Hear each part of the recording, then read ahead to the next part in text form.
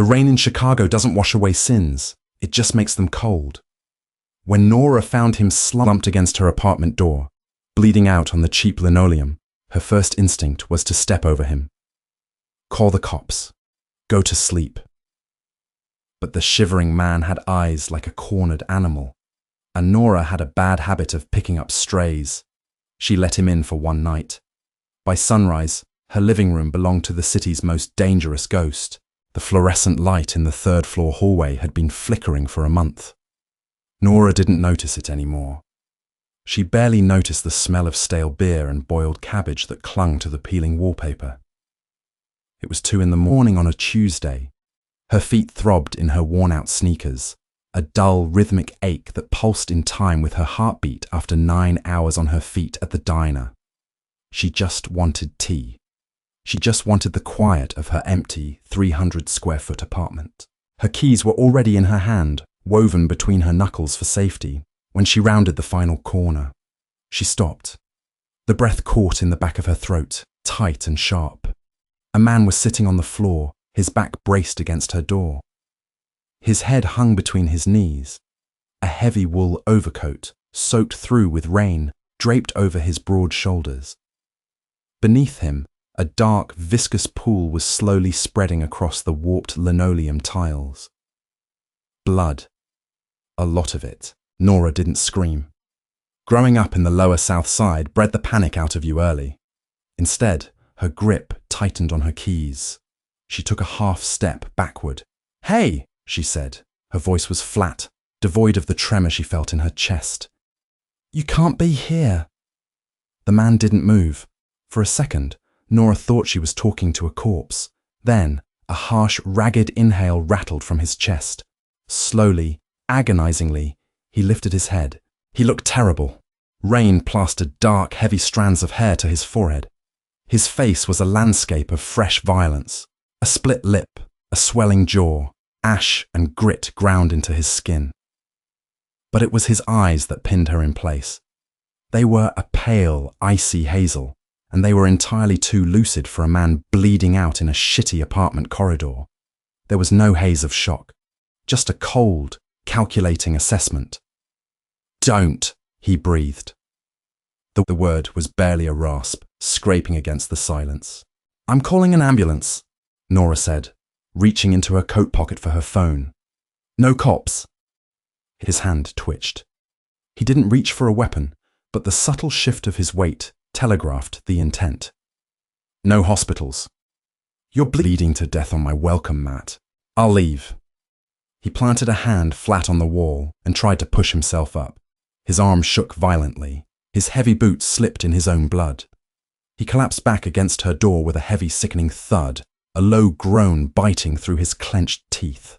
His head fell back, striking the cheap wood. The icy clarity in his eyes finally fractured, giving way to a glassy, unfocused pain. He was shivering now. Violent, full-body tremors. Nora stared at him. The smart thing to do was walk down to Mrs. Gable's apartment on the 2nd floor, lock the door, and dial 911. The man was trouble. The bespoke cut of his ruined coat, the utter lack of panic about his gunshot wound, the cold command in his voice. It all screamed cartel, syndicate, or something worse. She looked at her door, looked at the blood, looked at the man whose shivering was tearing his wound wider. "Idiot," Nora muttered to herself. She stepped forward, sliding her keys into the lock right beside his ear. He flinched but didn't have the strength to fight her. She twisted the deadbolt, pushed the door open inward, and grabbed him by the lapels of his heavy coat. "Help me out here," she grunted, hauling him backward. He dragged his boots across the threshold trying to use his legs, but he was dead weight. He smelled of rain, copper, and expensive cologne masked by the acrid scent of gunpowder. Nora hauled him into her tiny living room and unceremoniously dumped him onto her faded floral print sofa. He choked on a breath, gripping his side. "Keep pressure on it," she ordered, tossing her keys onto the counter. She locked the door behind them, throwing all 3 deadbolts. Nora didn't ask questions. She moved to the bathroom, stripping off her wet coat. She grabbed the industrial first aid kit she kept under the sink, a necessity from her days working as an EMT basic before the tuition money ran out. When she returned to the living room, he was watching her. The shivering was worse, his teeth clicking together audibly. "Take the coat off," she said, pulling on blue nitrile gloves. He didn't move. His hand remained clamped over his left ribs. "Look!" Nora snapped, the exhaustion of her shift finally bleeding into her voice. "I didn't drag you in here to watch you die on my deposit-stealing couch. Take the coat off, or I throw you back out." His jaw tightened. With agonizing slowness, he peeled the sodden wool off his shoulders, letting it drop to the floor. Underneath, a white button-down shirt was plastered to his skin, dyed a deep, horrific crimson on the left side. Nora knelt beside the couch. She didn't ask for permission. She grabbed the hem of his shirt and ripped it upward, popping the buttons. The wound was ugly, a ragged hole just below his floating rib. "Through and through?" she asked, her voice dropping into a clinical, detached register. He gave a tight nod. "Graze. Caught the meat. Didn't hit the lung." "You're lucky. I've been told." His voice was faint, breathless. She cleaned it with iodine. He didn't make a sound, though the muscles in his stomach corded into iron under her hands. He had the physique of a man who used his body for a living. Scars crisscrossed his pale skin. Some old white and faded, others pink and relatively fresh. Nora ignored them. She packed the wound with gauze, her movements brisk and practiced, taping it down tightly with medical adhesive. When she finished, she peeled off her gloves and tossed them into a plastic bag. She looked down at him. His eyes were closed. The shivering had subsided into a low, constant tremor. He looked remarkably young when the cold, assessing glare was hidden away. Nora grabbed a heavy fleece blanket from the back of an armchair and threw it over him. "Don't bleed through the blanket," she said. He didn't open his eyes. "Thank you." Nora didn't reply. She turned off the main overhead light, leaving only the dull, orange glow of the street lamp filtering through her slatted blinds, and went to make tea. The digital clock on the microwave glowed 4:13 a.m. Nora sat at her small, rickety kitchen table, a mug of lukewarm chamomile clamped between her hands. She hadn't slept. She couldn't. Every time she closed her eyes, the sheer staggering reality of what she had done settled heavy in her chest. She had a bleeding, unidentified man in her living room. From the couch, 10 feet away, the rhythm of his breathing changed. It shifted from the shallow, ragged pants of a man fighting unconsciousness to a deeper, more measured cadence. Nora watched him over the rim of her mug. The blanket had slipped down to his waist. The faint street light carved harsh shadows across the sharp planes of his face. He was awake. He hadn't moved, hadn't made a sound to indicate he was conscious, but the tension in the room had suddenly snapped taut. The air felt heavier. Slowly, his eyes opened. They didn't dart around in confusion. They tracked methodically. The locked door, the single window, the fire escape beyond it. Finally, they settled on her. "You're awake," Nora said. Her voice sounded too loud in the quiet apartment. He shifted, wincing slightly as the movement pulled at his bandaged side. He pushed himself up into a sitting position, bracing his back against the armrest. The vulnerability of the bleeding stray she had dragged out of the hallway was gone. In its place was something terrifyingly still. "You didn't call the police," he said. It wasn't a question. "I figured if you wanted to deal with them, you wouldn't have threatened me in the hallway." Nora took a sip of her tea. It tasted like nothing. He tilted his head. "I didn't threaten you. Your hand went to your hip. Even if you lost your gun in whatever fight you were just in, the muscle memory was there. You were evaluating if you needed to silence me." She kept her tone conversational, masking the spike of adrenaline in her blood. "I just chose the path of least resistance." A faint, humorless smile touched the corner of his bruised mouth. Observant. "I work a late shift. You learn to read people who mean you harm. And you decided I meant you harm, yet you brought me inside." He swung his legs off the couch, boots planting firmly on her cheap rug. He ignored the pain. He ignored the blood crusting on his skin.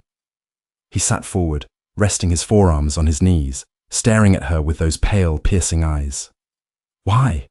Nora looked down at her hands. Why?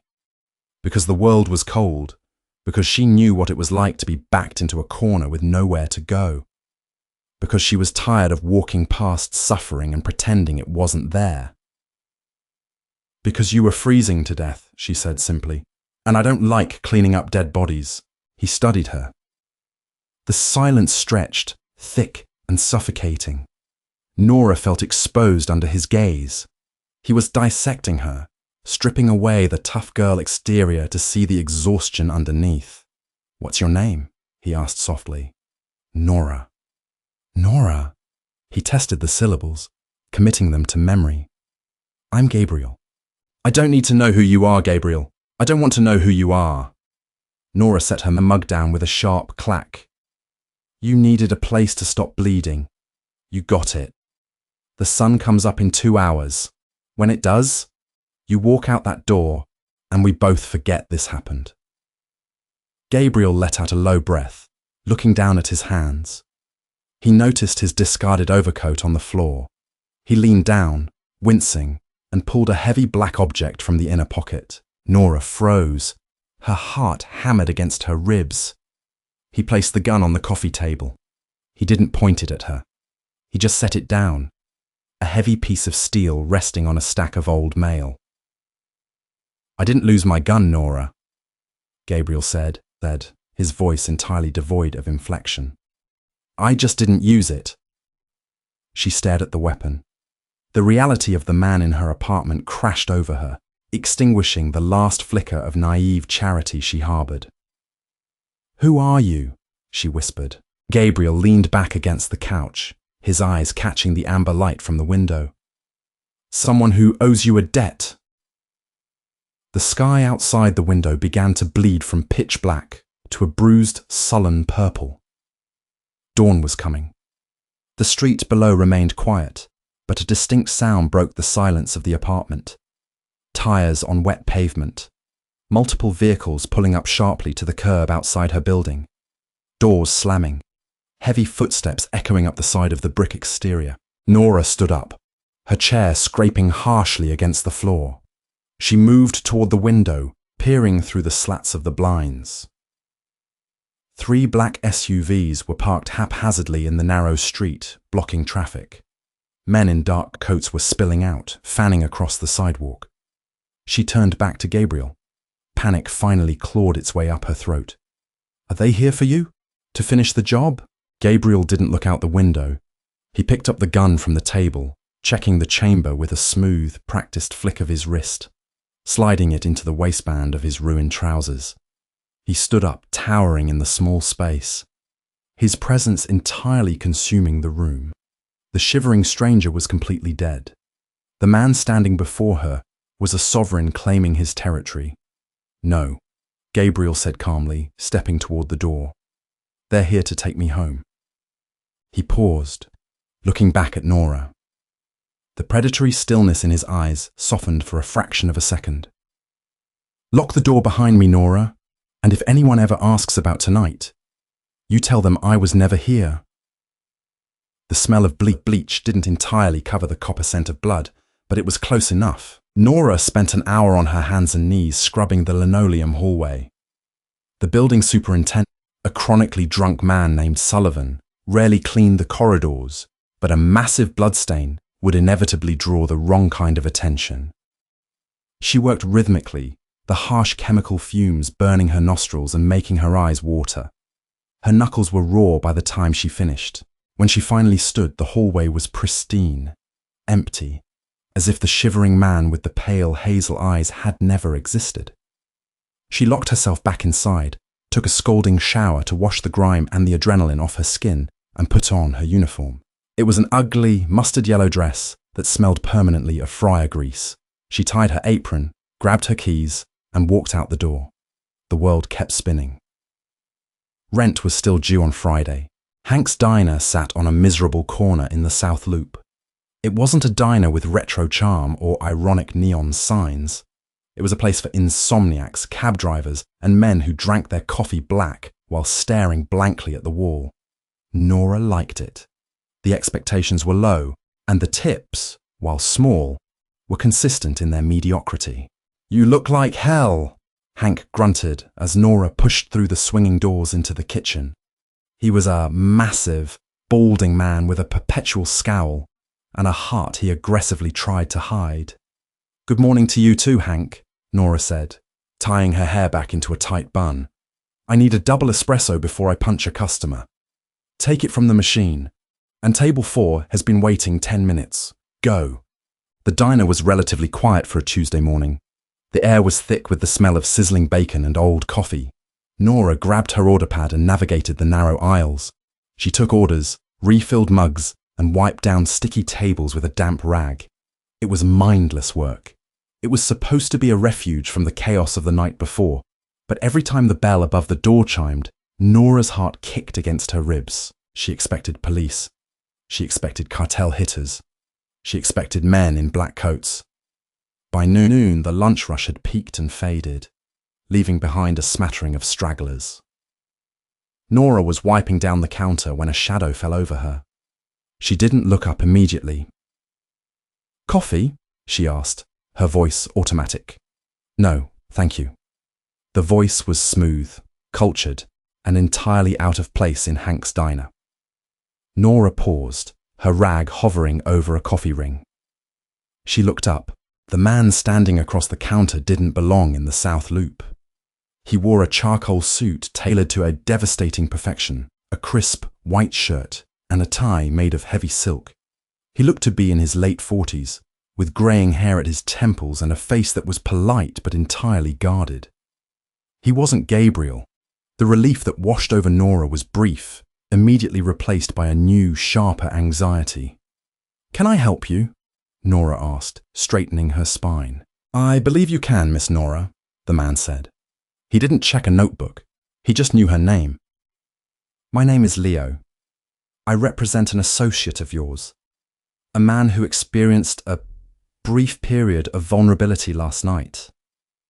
Nora's grip on the damp rag tightened until her knuckles turned white. She glanced around the diner. Hank was in the back, yelling at the line cook.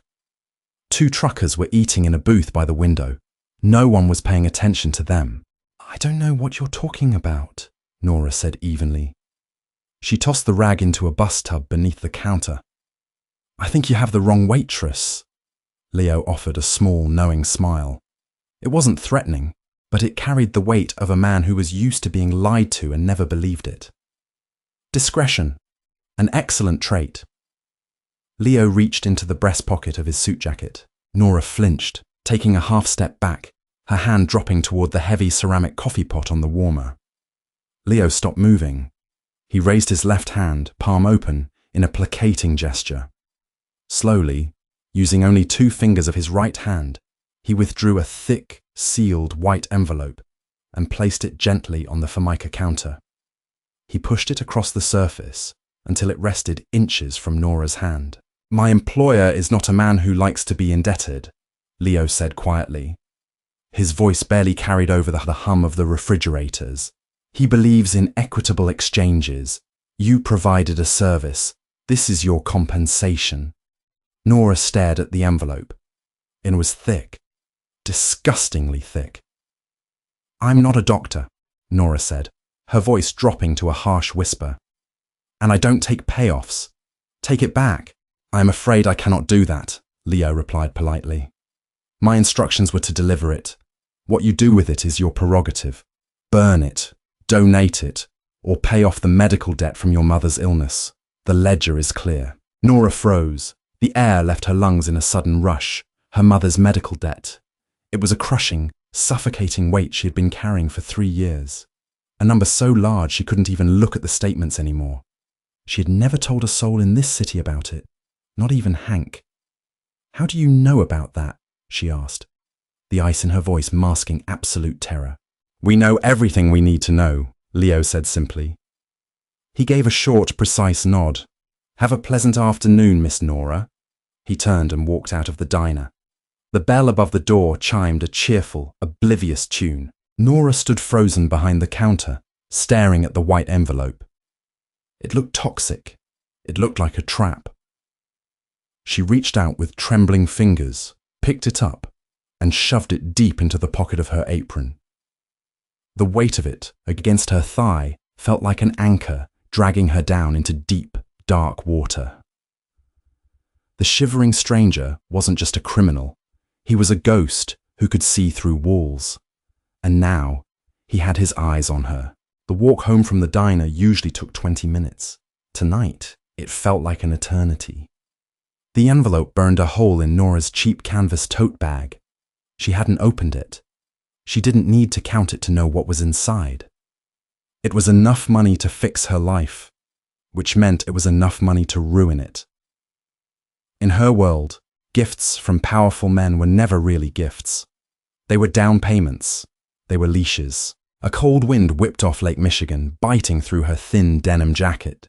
The streetlights on her block were flickering again, casting long, erratic shadows against the brick walls of the apartment buildings. Nora walked fast, her head down, her keys already woven between her knuckles. The paranoia had been humming in her blood all day, a low-level vibration that made her jump at every passing car. She turned the corner onto her street. Her building was halfway down the block. A black SUV was parked at the curb, directly in front of her entrance. It was idling, the engine emitting a low, powerful purr. Exhaust plumed thick and white in the freezing air. Nora stopped. The hair on the back of her neck stood up. It wasn't one of the vehicles she had seen this morning. Those had been sleek, late-model imports. This was heavy domestic iron, a brick on wheels. She took a step backward, intending to turn around and walk back to the diner. She could sleep on a booth. Hank wouldn't mind. Before she could turn, the rear door of the SUV popped open. Two men stepped out onto the sidewalk. They didn't wear tailored suits like Leo. They wore heavy leather jackets, thick boots, and expressions made of blunt trauma.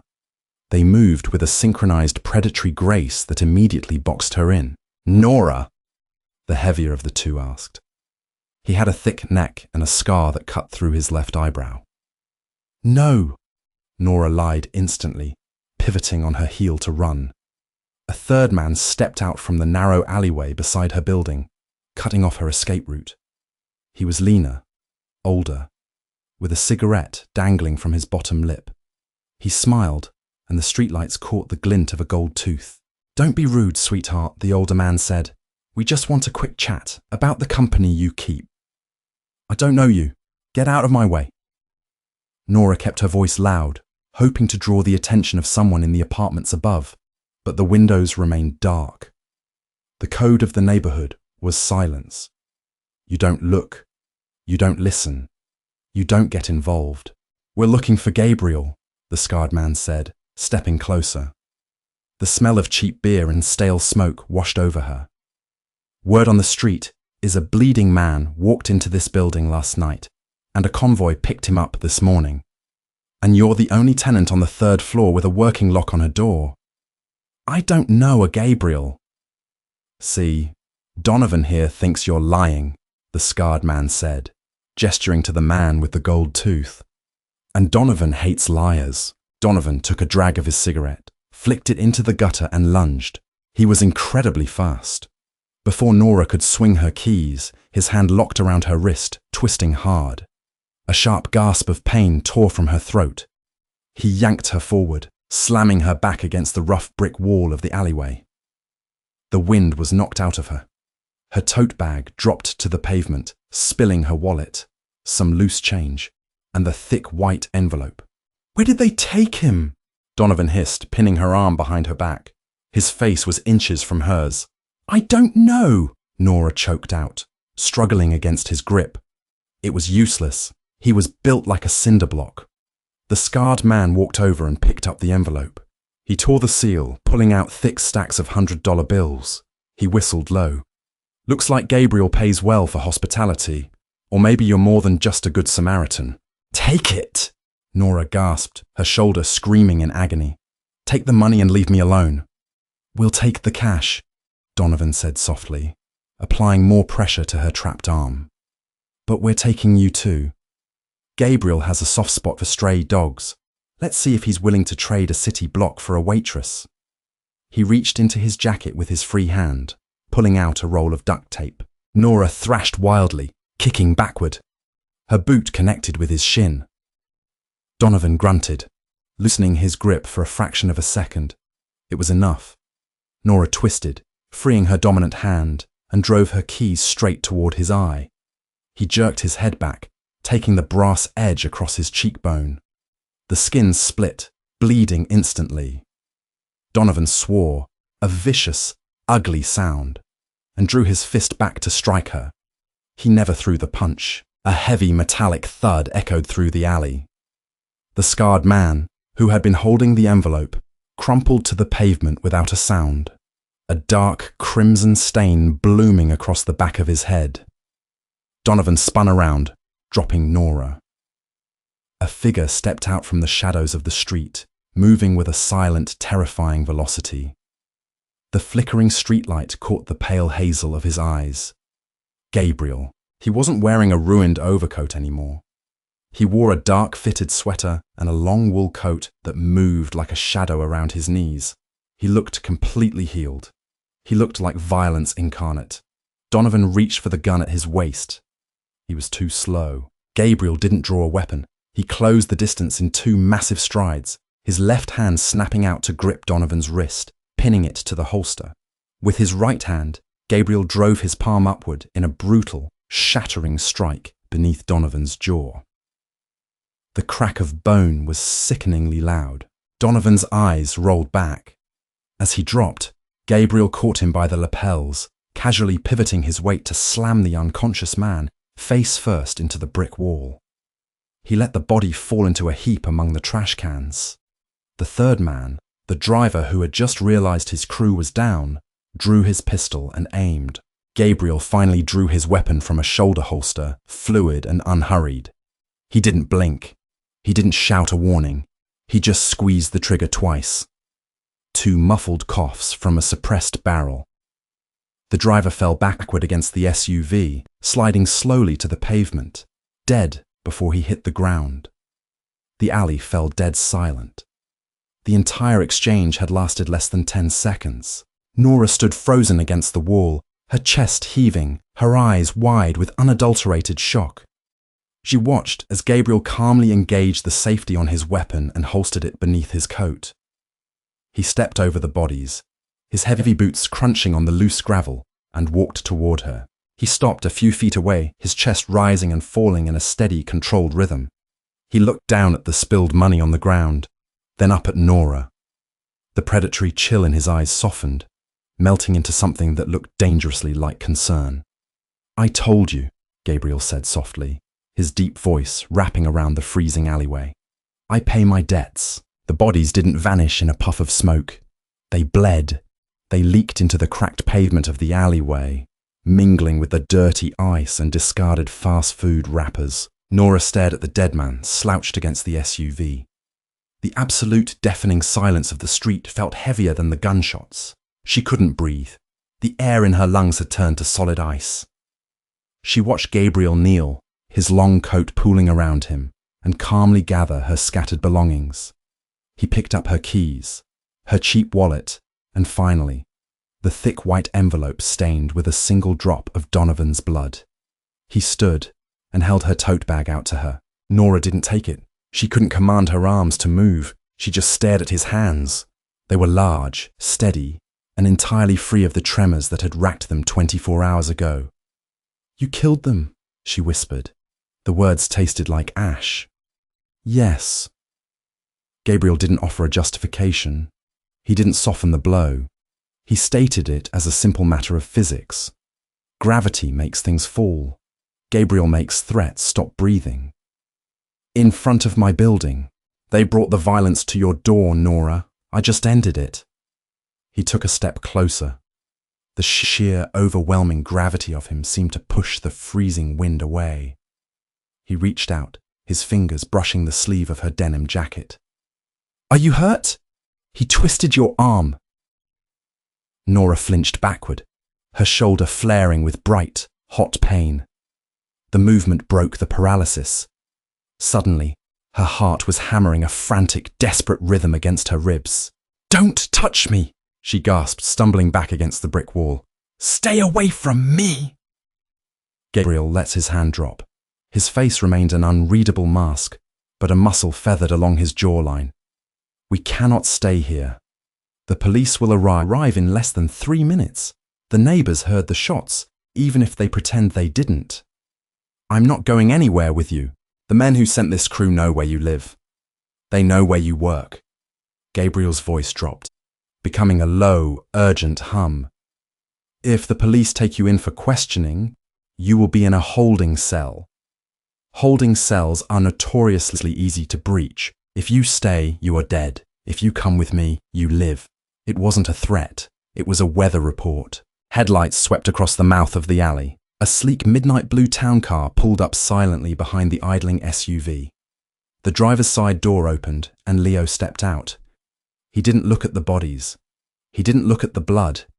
He simply opened the rear passenger door and waited. Sirens wailed in the distance, a faint, rising shriek cutting through the Chicago night. Nora looked at the dead men. She looked at the flashing red and blue lights beginning to reflect off the low-hanging clouds to the north. Her life, the diner, the cheap apartment, the mountain of medical debt, was evaporating right in front of her eyes. She snatched her tote bag from Gabriel's hand and walked toward the town car. Her legs felt like lead.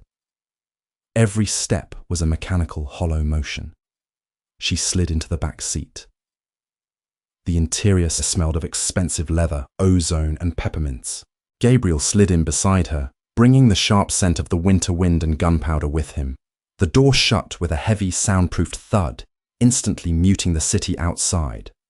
"Drive," Gabriel said. Leo put the car in gear, gliding away from the curb just as the first squad car rounded the corner 2 blocks down. They passed the flashing lights in the opposite lane, a ghost ship slipping away in the dark. Nora pressed herself against the passenger door, putting as much space between herself and Gabriel as the plush bench allowed. She wrapped her arms around her stomach. The adrenaline crash hit her like a physical blow. Her teeth began to chatter, a violent shivering that mimicked his from the night before. Gabriel watched her. He reached out and turned a dial on the center console. Warm air flooded the back seat, washing over her freezing skin. "Take a breath, Nora," he said quietly. "Where are we going?" She stared out the tinted window. The familiar gritty streets of her neighborhood were blurring into the glossy high-rises of downtown. "Somewhere safe." "Safe?" Nora let out a harsh, broken laugh.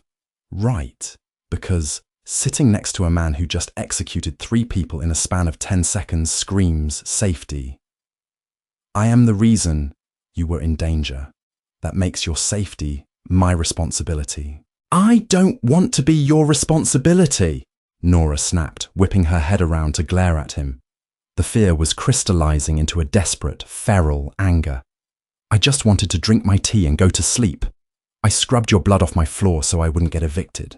And now I have a cartel war on my doorstep." "It isn't a cartel." Gabriel's voice was terribly calm. "It's an internal dispute. A faction in my organization believed I was dead after yesterday. They moved prematurely. I don't care. I don't care about your factions or your syndicate or whatever mob movie bullshit you're living in." Nora dragged a shaking hand through her hair, wincing as her injured shoulder protested. "I want my life back." Gabriel looked away, watching the city lights smear across the glass. The silence stretched between them, thick and suffocating. When he finally spoke, his voice held a profound, hollow exhaustion. "I know," he said, "but that life is gone." The elevator opened directly into the penthouse. Nora stepped out, her worn sneakers sinking into a thick, cream-colored wool rug. The space was enormous. Floor-to-ceiling windows wrapped around 3 sides of the apartment, offering a panoramic, dizzying view of Lake Michigan and the Chicago skyline. It looked like a museum, cold, modern, and utterly devoid of anything personal. Gabriel shrugged off his heavy coat, hanging it over the back of a stark leather sofa. Beneath it, the dark sweater hugged the broad, muscular line of his shoulders. He didn't look like a man who had been shot 24 hours ago. He looked immovable. "Leo will bring a medical kit for your shoulder," Gabriel said, moving toward a sleek black marble wet bar. He picked up a crystal decanter. "Do you drink? I want to know what happens now." Nora ignored the offer. She stood rigidly in the center of the room, clutching her tote bag against her chest like a shield. Gabriel poured 2 fingers of amber liquid into a glass. He didn't drink it. He simply held it, letting the heavy crystal catch the ambient light of the city. "What happens now is you stay here," he said, turning to face her. "This building is secure. The deed is held by a shell corporation untraceable to me.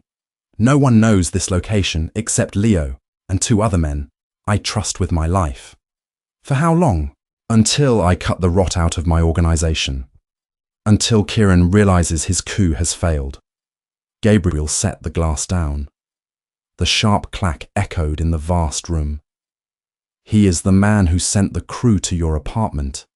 He thought I bled out in the street. When he heard a convoy pick me up from the south side, he scrambled to find out who helped me. So he sent men to torture a waitress." Nora's voice shook, but she forced herself to meet his eyes. "Why did you send Leo to the diner?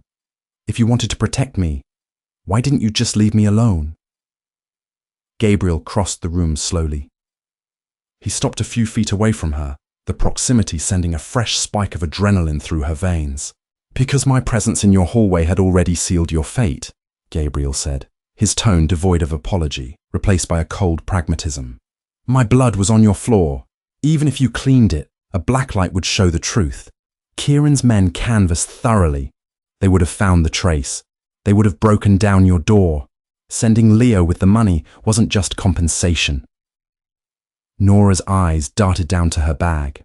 It was an exit.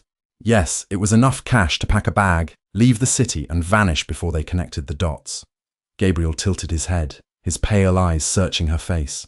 "But you didn't run. You went to work. I have responsibilities. I can't just abandon my job and skip town because some man drops a bag of illicit cash in my lap."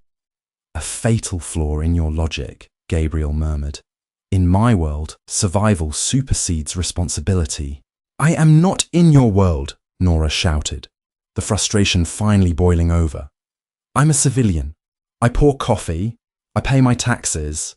You can't just kidnap me and lock me in a glass box." "I didn't kidnap you, Nora. I saved your life." The sudden harshness in his voice made her flinch. He took a step forward, closing the distance, towering over her. The terrifying sovereign presence he had displayed in her apartment returned, drowning the room in its gravity. "Kieran is a butcher. Do you understand what Donovan would have done to you in the back of that SUV? He wouldn't have just asked questions. He would have taken pieces of you until you screamed my name. And then he would have dumped what was left in the river." Nora felt the blood drain from her face. The memory of Donovan's grip, the smell of his stale breath, rushed back, making her stomach heave. Gabriel's expression softened, just a fraction.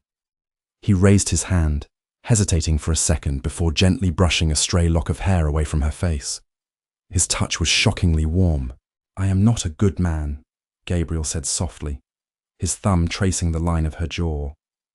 "I build my life on violence, but I do not let the innocent pay for my sins. You saved my life. I am returning the favor. You will stay in this penthouse. You will be fed. You will be protected. And when it is safe, you will be free to go." Nora stared up at him. She wanted to slap his hand away. She wanted to scream, but looking into those icy hazel eyes, she saw the absolute, unyielding truth. He wasn't asking for her permission. "And if I try to leave?" she asked, her voice a hollow whisper. Gabriel dropped his hand. He stepped back, the warmth instantly vanishing, replaced by the cold, calculated distance of a boss. "The elevators require a biometric scan to access the lobby," he said, turning back toward the bar. "The stairs are alarmed and heavily guarded. You couldn't leave if you tried." He picked up his glass of whiskey and took a slow sip, looking out over the glittering expanse of Chicago. Welcome to the gilded cage, Nora. Try to get some sleep. 3 days in the penthouse felt like 3 years in a sensory deprivation tank. Nora paced the length of the living room, her bare feet sinking into the ridiculously thick rug. Outside the floor-to-ceiling windows, the city moved in a muted, frenetic blur. Sirens flashed silently. Traffic crawled along Lakeshore Drive like a river of blood and diamonds. Inside, the silence was absolute. She had tried the doors. She had tried the elevator. Gabriel hadn't been lying. The penthouse was a vault. Leo arrived every morning at exactly 8 o'clock. He brought fresh groceries, espresso beans, and changes of clothes in her exact size. High-end, neutral basics that felt terrifyingly soft against her skin. On the first day, he had also brought a grim-faced private physician who popped her dislocated shoulder back into place, strapped it into a discreet sling, and left a bottle of painkillers on the counter without saying a single word. Gabriel, however, had vanished. The ghost was back to being a ghost. Nora saw traces of him. A moved chair, a half-empty glass in the sink, the faint smell of gunpowder and winter air lingering in the hallway when she woke up. But he never stayed long enough for her to catch him. He was fighting a war in the streets below, and she was locked in his ivory tower. On the 4th night, the silence finally broke. Nora was sitting on the kitchen island, staring blankly at a muted television when the heavy steel door of the private elevator hissed open. She flinched, instinctively gripping the marble edge of the counter. Gabriel stepped into the foyer. He didn't look like an untouchable crime boss. He looked like a man who had been beaten against a wall for 72 hours straight. His suit jacket was missing. His white shirt was unbuttoned at the collar, stained with dark grease and a terrifying spray of fine red mist across the left cuff. He tossed his keys onto a side table with a dull clatter and leaned heavily against the wall, dropping his head back. He didn't notice her in the shadows of the kitchen. Nora watched him. The cynical, defensive shell she had built around herself wavered. She recognized that specific brand of exhaustion. It was the bone-deep weariness of someone who had pushed their body past its absolute limits and was running purely on adrenaline and spite. It was the same exhaustion she saw in the mirror after a double shift, multiplied by 1,000. She slid off the counter. The soft thump of her feet drew his attention. Gabriel's head snapped up.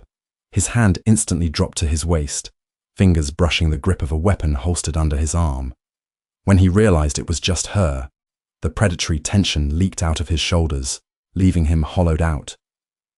"You're awake," he rasped. His voice was completely destroyed. "It's 2 in the morning, Nora said, keeping her distance. She pointedly looked at the red stain on his cuff. "Is that yours?" Gabriel glanced down at his sleeve. "No." He pushed himself off the wall and walked slowly into the kitchen. He bypassed the lick cabinet entirely, heading straight for the sink to wash his hands. The water ran pink for a second before turning clear. Nora watched the corded muscles in his back shift under the ruined shirt.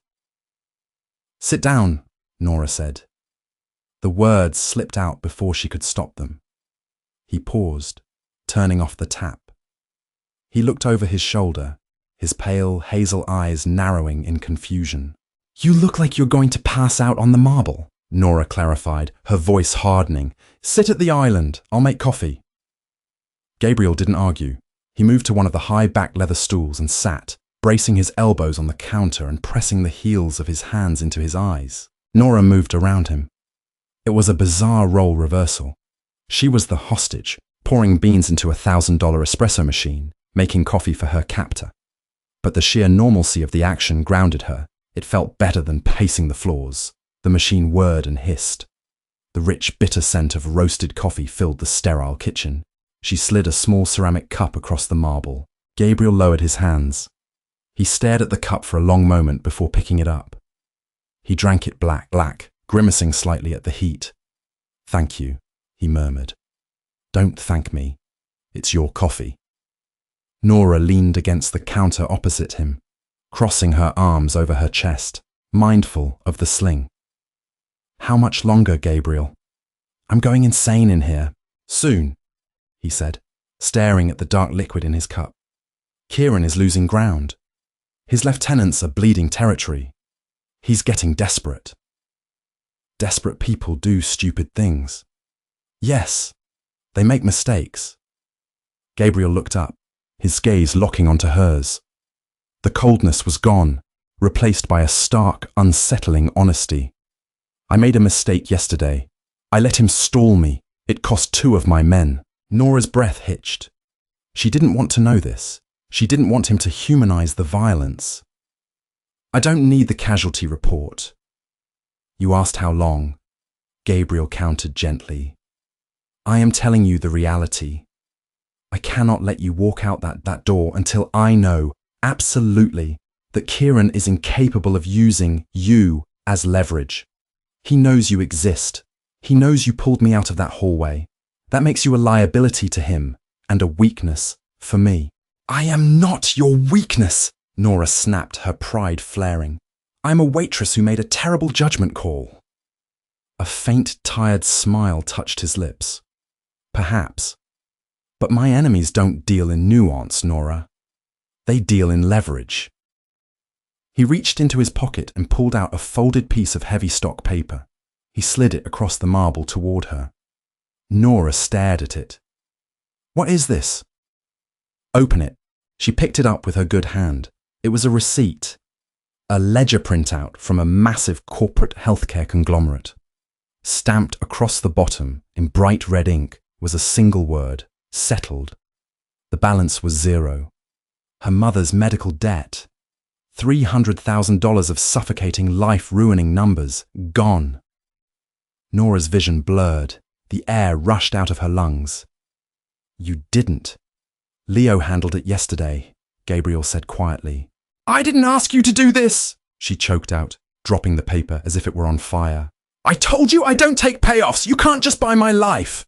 "I am not buying your life," Gabriel said, his voice firm but surprisingly gentle. "I am clearing a slate. You gave me a future when you unlocked that door. I am simply ensuring you have one when you finally walk out of mine." He stood up, leaving the empty coffee cup on the counter. He walked past her, his heavy footsteps retreating down the hallway toward the master suite. Nora stood alone in the kitchen, staring at the receipt, crying for the first time in 3 years. The dynamic in the penthouse shifted after the debt was paid.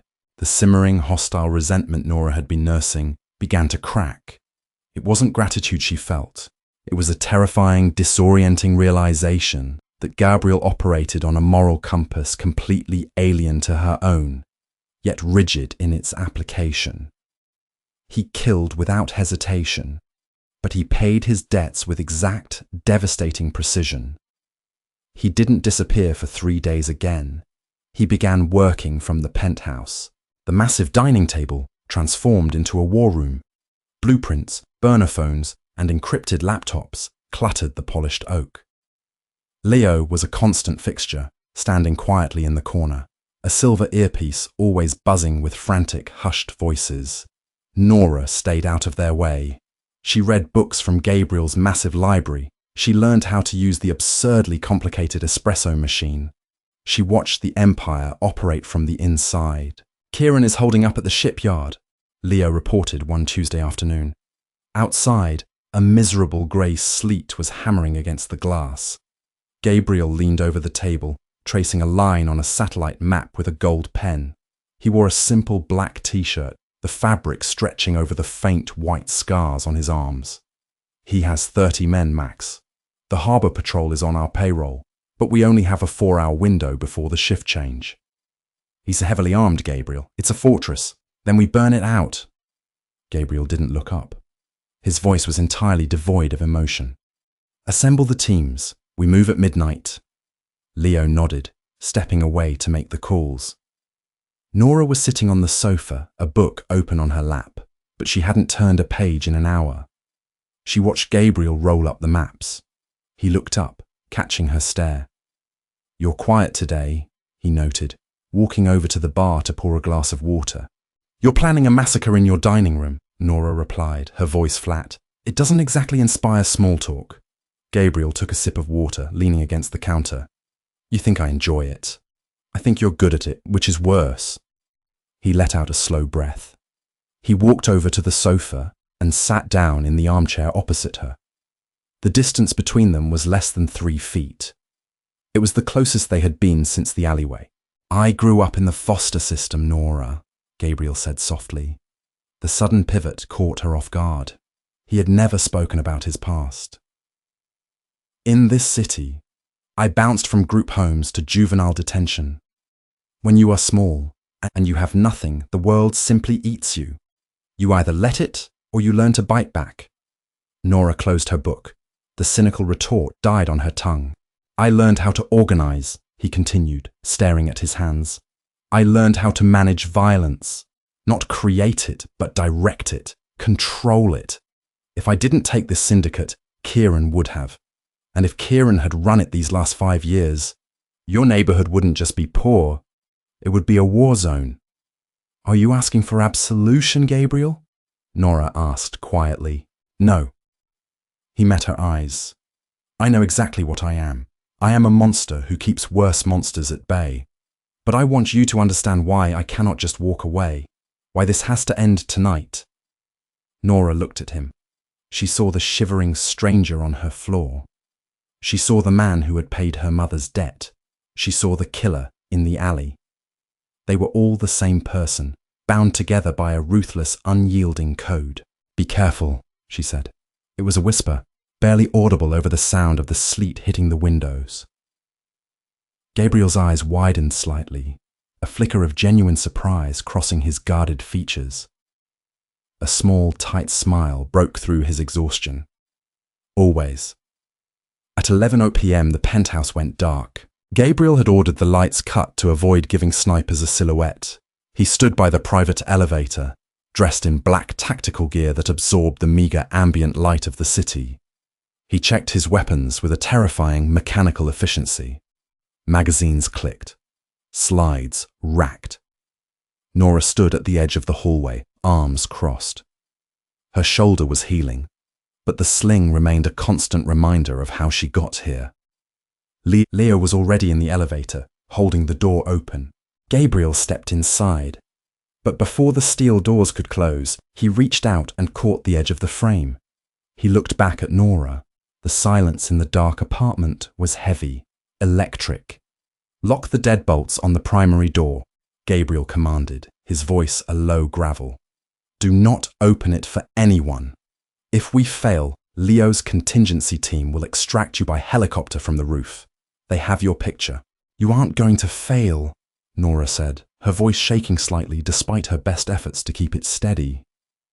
No, Gabriel agreed softly. I'm not. He let go of the door. The steel panels slid shut, sealing with a heavy, definitive thud. The display above the elevator flashed, the numbers descending rapidly. 50, 49, 48. Nora was alone in the dark. She walked over to the reinforced front door and threw the 3 heavy deadbolts, mimicking the exact motions she had used in her tiny apartment a week ago. But this time, she wasn't locking the danger out.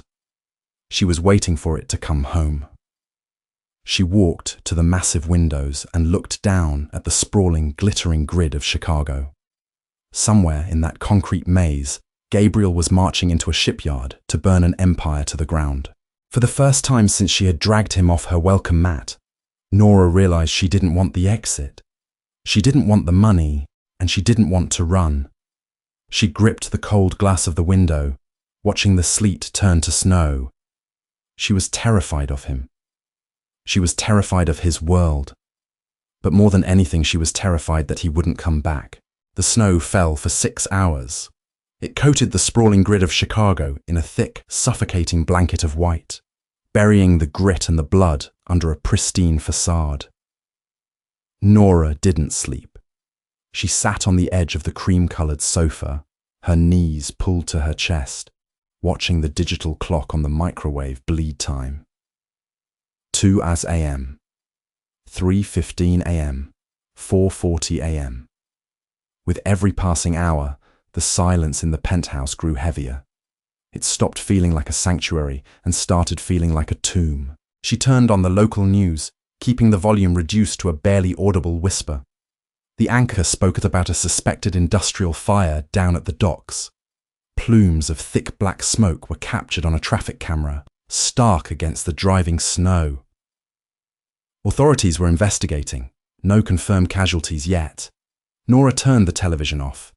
She didn't need a reporter to tell her what that smoke meant. At 5:42 a.m., the sky to the east began to fracture.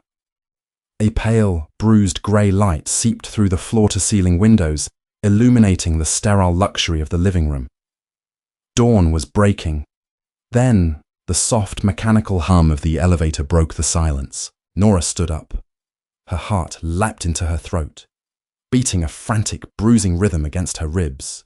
She took a step back, her uninjured hand instinctively curling into a fist. Gabriel had said if they failed, a contingency team would come from the roof. But this sound was coming from the lobby shaft.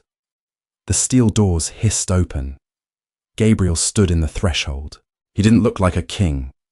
He looked like a man who had walked through a meat grinder and barely dragged himself out the other side. His black tactical gear was covered in ash, white drywall dust, and dark viscous stains that had nothing to do with the weather. A fresh, jagged cut traced a line from his cheekbone to his jaw, still slowly weeping blood. He was leaning heavily against the elevator frame, his breathing shallow and laboured. Leo was not with him. Gabriel stepped into the foyer. His heavy boots left dark tracks on the pristine wool rug. He didn't reach for his keys. He didn't drop his coat. He just stopped in the centre of the room and looked at Nora. The cold, sovereign Mark was completely gone. His hazel eyes were blown wide, stripped down to raw, unfiltered humanity. He looked at her as if he needed to confirm she was actually there, a fixed point in a world that had just burned to the ground. "It's done," Gabriel said. His voice was a harsh, broken scrape of sound. "Kieran?" Nora asked, her voice trembling. "Dead. His lieutenants are gone. The port is secure." Gabriel swayed slightly on his feet. He brought a hand up to his ribs, the same ribs she had bandaged a week ago, and winced. "The faction is broken." Nora crossed the room. She didn't think about the blood on his gear or the violence he had just committed. She just saw the shivering stranger from her hallway. She stopped in front of him, close enough to feel the cold radiating off his clothes and the sharp scent of smoke clinging to his skin. "Leo?" she asked softly. "He took a bullet in the thigh. He's at the clinic. He'll live." Gabriel let out a long, ragged exhale, dropping his chin toward his chest.